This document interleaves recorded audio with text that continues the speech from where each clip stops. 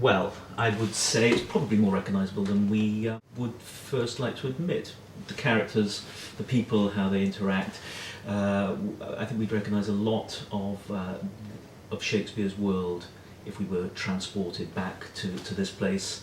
And yet, of course, much has changed. I like the idea of going to the Globe and sort of fighting your way through harlots and bears and publicans. It's a bit like the South Bank now, but you get there and it's the smells, the noise, the crowds. I think it would be almost an overwhelming experience, and those actors would have to really assert themselves on the stage to be heard, to be noticed, to get the attention. It's one of the things that constantly amazes me is that a play like Hamlet, which is over 3.5 hours, he was able, as a writer, to transfix a mostly illiterate audience, packed in with all these competing other attractions like bear baiting and the inns and taverns and the prostitutes, and pack them in and hold them and captivate them when all this noise and smells were going on. So I think human nature hasn't fundamentally changed. We'd recognise a lot, but of course the physical surroundings has been transformed. I think there's also this sense of excitement about the world expanding at Shakespeare's time.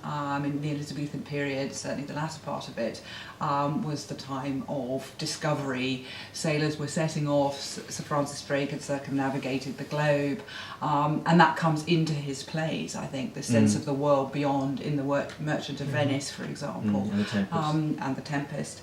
So I think there's that's very much that sense of space that you were talking about in the theatre, but there's also the world beyond, which is opening up, and certainly many of the inhabitants of London would be aware of that.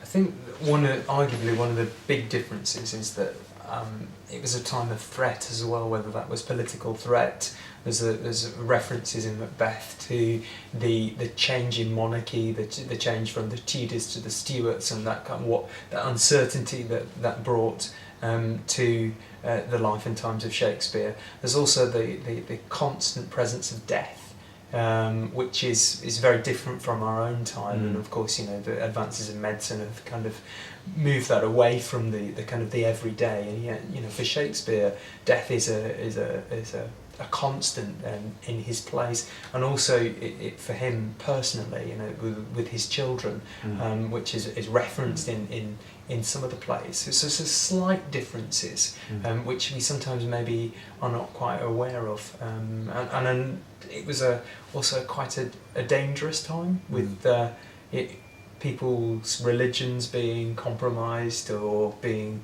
an intolerant time, which is different from our own. But also quite similar as well. Indeed, yeah. And I wonder whether sometimes in different cultures around the world today, that the plays perhaps are more resonant, or at different times, at different.